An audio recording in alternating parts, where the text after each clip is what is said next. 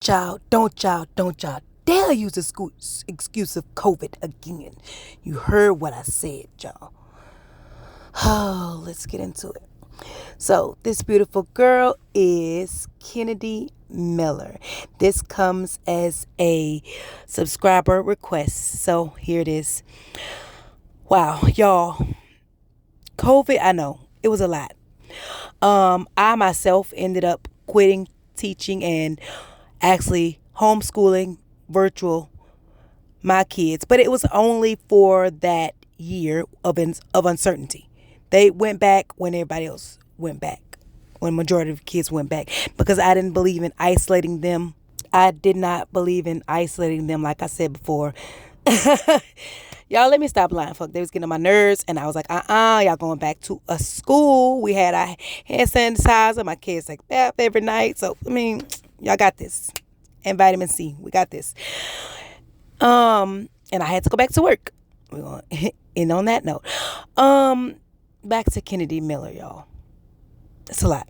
It's a lot I unpacked with this CPS case, or lack thereof. But let me not get ahead of myself.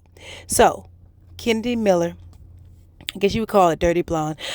She was in school up until COVID happened.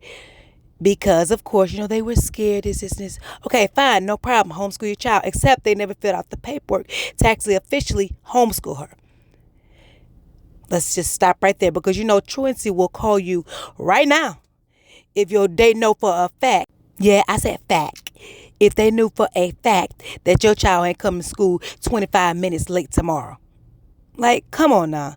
So anyway, besides that, nobody tracked it. Nobody had the paperwork. Okay, let's continue. Took her out of school, y'all. Y'all, when I looked at some of these pictures, I'm thinking, this child looks soulless. No shine behind it.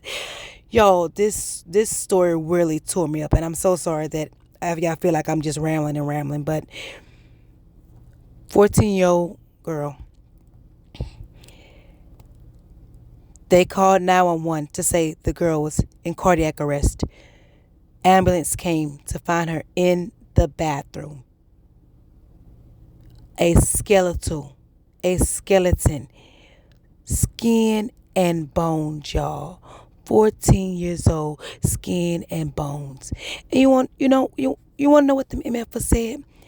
They said that this baby had an eating disorder that they were trying to address. Well, teenage, gonna just all of a sudden stop eating. They starved this baby, y'all. And I have a 13-year-old, so I cannot imagine what this child went through at the hand. And you know what's sad, y'all? If you think about the teachers that probably was helping that baby, feeding that baby, giving her extra snacks and a book sack. And when COVID happened, y'all, you know how many teachers were distraught for the kids that we know need us, that need at least those 2 meals a day, that need extra love, extra hug. And they don't even want to take fault that they did anything wrong. And when I say they, I'm talking about CPS. When I say they, I'm talking about the whole state, y'all. Let's get into the foolery of all of this. Because, y'all, I am pissed when I start looking at all the evidence and all the tomfoolery. First of all, this is trial. It started April 2024. But that boom counting. That's it right there. Keep going. All right. But we can get into the fact that nobody took accountability. Nobody from the state. And it made me mad, and I started questioning the whole situation. But we're going to get into that at the end. Y'all saw them people. What y'all think? Amber, no, we ain't going to say it. Okay. Hold it. Post in the comments what you think they are. Post in the comments. Don't. Okay. Then we got the dumbass neighbor. Oh, they're a good part of the community. We love having them. And you know what? We didn't even think anything was wrong. Well, first of all, it looked like y'all stayed 5 or 6 houses apart. Let's start with that. So I feel like those neighbors who want to be anonymous, yeah, they're either family members or they're liars and they don't even know who the hell these people are. They're just trying to get some little clout. So they can say, yep, see, girl, I told you I knew them. It's right here in the paper. It's right here in the paper. That's how I think they say it. Kyneddi girl, I'm so sorry you had to deal with these stupid people. And I know that in a school environment, this child was loved. Y'all know why? Because if you looked any further into that picture, you would see that child had looked matted and dirty, dingy, which means even before COVID, they weren't taking care of that child. Even before COVID, they was not taking care of that child.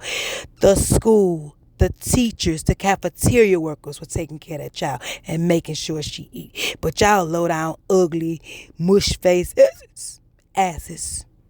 It's going to take a lot of time away from those attendance directors. And then there's also been, our counties will tell you, there's, just kind of the climate of political climate that we've had the last several years, that when they do pursue and they do push, there's national advocacy groups and others that threaten lawsuits, and then they end up in a different type of court situation. Ooh, I wanted to slap the shit out of her. I know she didn't. Is this so overwhelming? I know you lying, heifer. That's what I'm talking. That's what infuriated me with this whole case. Like, nobody gonna take accountability for the fact that this child died. Oh, well, we ain't got time for that. Oh, okay, so we just gonna keep letting this happen, and we gonna keep seeing all these deaths, and then Boone County, y'all gonna be straight, right? Because nobody has to account for anything. Because once you have to start accounting for stuff like that, ooh, federal get in your pockets, and we don't want that because y'all bad at scraping by as it is. Continue. A little bit. The DHHR dropped the ball. The education folks dropped the ball. Absolutely. Everybody, could have done better. But you will. Let's just go ahead and comment slap. Because he could get it too. He can get it too. The arrogancy.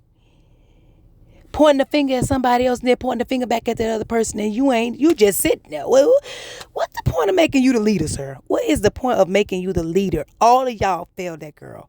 All of y'all failed Kyneddi. And the fact that the only picture y'all had relevant is when birthday pictures, and it's probably somebody else that took it. Probably an old family member who y'all freaking decided not to deal with anymore because y'all probably was still, okay, I'm projecting. Sorry. Also interviewed her grandmother without her attorney present. Court officials worry that the content of those interviews could affect the investigation. 13 News reporter Jordan Meade has more on that hearing. Y'all do. Continue. Acted on their own and interviewed both the mom and the grandmother in that teen's death investigation. That's something that court officials say was illegal and could harm their rights to a fair trial.